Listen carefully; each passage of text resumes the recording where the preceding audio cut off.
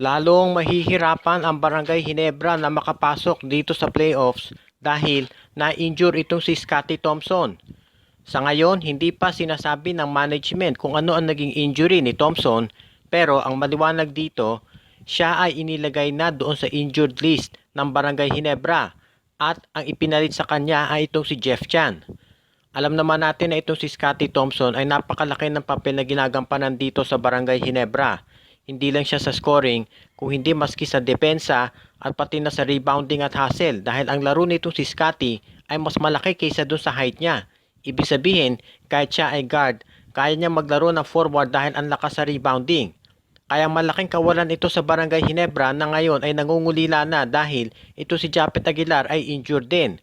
At ang makakalaban pa nila ay itong Meralco Bolts na nasa number 2 standings ngayon. Ang medyo advantage lang siguro sa Barangay Ginebra ay back-to-back games ang lalaruin ng Meralco Bolts. Una maglalaro sila laban sa NLEX at kinabukasan ay sa Barangay Ginebra. Ibig sabihin, wala nang magiging pahinga itong Meralco Bolts. Kaya medyo advantage yan sa Barangay Ginebra. Yun nga lang, ang Barangay Ginebra, kinakailangan din na umasa na ang Alaska Aces ay matalo ng isa doon sa dalawang nilang laban. Dahil kung magtabla-tabla ang Ginebra, Phoenix, Terra Firma at Alaska sa 4-7, ma-eliminate ang Barangay Ginebra dahil mas mababa yung kanilang quotient. Ang mangyayari, Phoenix at Terra Firma ang magpe-playoffs. Sa ngayon, mukhang ang focus daw ni Coach Tim Cone ay siguraduhin na hindi magrabe yung injury ni Thompson kung ano man ito at kung sakasakali ay magre-rely na lang siya doon sa iba nilang players na available. Dito talaga masusubukan yung coaching ni Coach Tim pati na yung never say die spirit ng Barangay Ginebra dahil maglalaro sila nang wala yung kanilang mga players na inaasahan.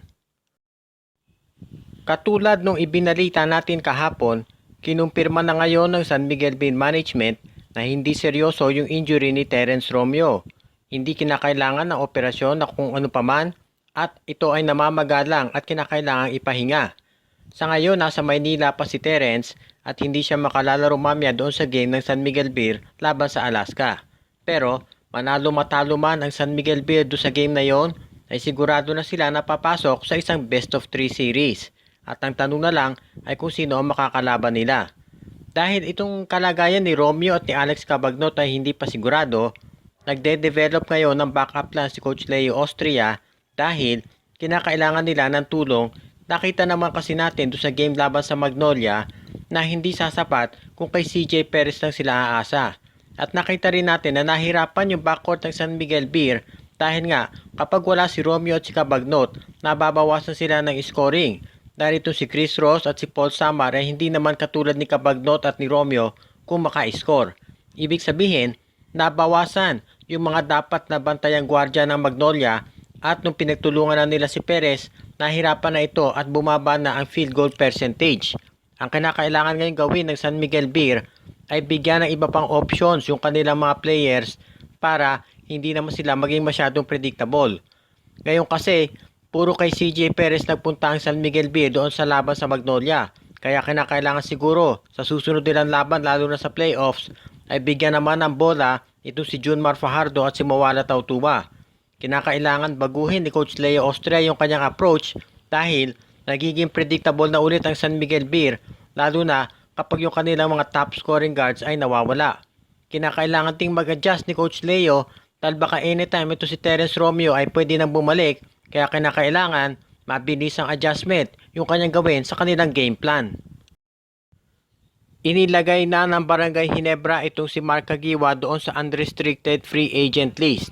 At ang ibig niya sabihin, ito si Caguioa ay pwede nang kunin ng ibang koponan. Pero hindi naman natin minamaliit ito si Mark, pero mukhang malabo na mayroong iba pang team na magka-interes sa kanyang serbisyo dahil nga hindi na ito bata at napakarami ng mga guards sa PBA. At syempre, ito si Caguioa, alam naman natin, siguradong kinausap yan ng Barangay Ginebra parang ito si Joe Devance. Noong inilagay doon sa unrestricted free agent list, siguradong meron na yung agreement na kung kinakailangan ng Barangay Ginebra na kunin ito si Caguioa dahil kung sakaling magkaroon ulit ng injury ay siya ay babalik agad doon. Dahil dito, kung ito si Caguioa ay inalis ng Barangay Ginebra doon sa lineup, siguro titignan din ng Jenkins kung meron silang pwedeng i-activate na ibang player dahil sa ngayon mukhang nagagahol na talaga sa panahon ito si Coach Tim Cone lalo na at must win yung laro nila sa Meralco Bolts. Pwede rin na isang senaryo dito, baka ito si Kagiwa ay magre-retiro na at ang gagawin ngayon ng Barangay Ginebra ay i-revamp yung kanilang lineup. Papalitan na yung ibang players para makakuha ng mga mas bata o kaya mas tested na mga veterano para naman sila ay makapasok ulit sa playoffs. Medyo mahirap ang lagay ngayon ng Barangay Ginebra dahil kung sila ay mai-eliminate, ito ang unang beses na mangyayari na yung isang defending champion sa All Filipino ay hindi makakapasok sa playoffs sa nakaraang 20 taon. Kaya tignan natin kung ano ang gagawin ni Coach Tim Cone ngayon dahil dito talaga masusubukan yung skills niya bilang coach. Samantala ito naman si Kagiwa, sinabi ni Coach Tim Cone na kahit siya ay hindi nagagamit, malaking presensya nito doon sa locker room dahil siya ang nagsisilbing leader ng Barangay Ginebra. Pero sa ngayon, mukhang ang gusto ni Coach Tim Cone ay i-reserva muna yung slot ni Kagiwa para doon sa iba pang players, pero tignan natin kung meron pa siyang i-activate.